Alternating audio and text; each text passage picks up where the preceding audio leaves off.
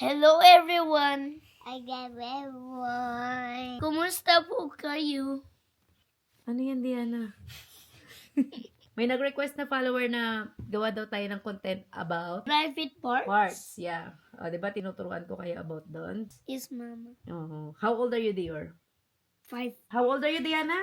And you. So, as early as this age, tinuturuan na kayo. First, di ba, tinuro ko sa inyo yung names ng mga body parts, including the private parts, di ba? You need to learn. There's no shame in talking about the names of private part. Kasi para maging comfortable ka when you're telling me na may nag-touch ng private part mo. You need to be specific. Aling private part mo yung tinouch. Okay? Yung mother private parts, lips, some other girls, breast, Mm-hmm. some other boys, penis, some other girls, vagina, Mm-hmm. and my butt. Yeah. So kids, dapat alam nyo yun. Tapos yung next, Safety and boundaries. your private part is for you to touch only. Is the doctor allowed to touch your private parts? When mama's inside the room. Yes. Yes, that's correct. Anong gagawin mo if someone touches your private parts? I will tell mama and daddy. And then? I will say no. I will run away and ask for help. Yes. No one should touch my private part. Yes, Dior. No one should touch your private part and no one else should ask you to touch their private part. Pag may nagsabi sa'yo, Dior, can you touch my private part and I'll touch yours? What will you say? No.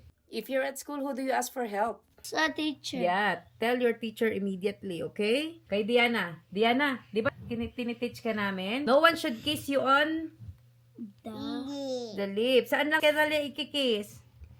See. Sa cheek. See daddy. Brother Len. Mm-hmm. Brother Nanny. Brother Yo. No.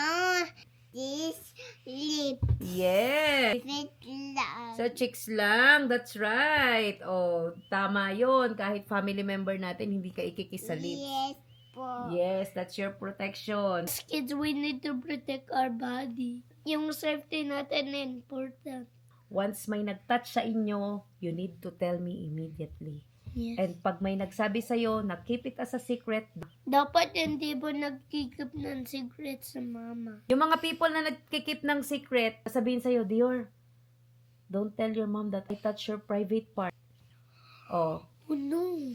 don't trust those people. Those are tricky people. Keeping secret sa mama is just like, Kasi sunod nga rin. yeah, Not to the rain. Not to. yes, lying is not good. Mother kids, I hope you learn something new. Let's all protect ourselves.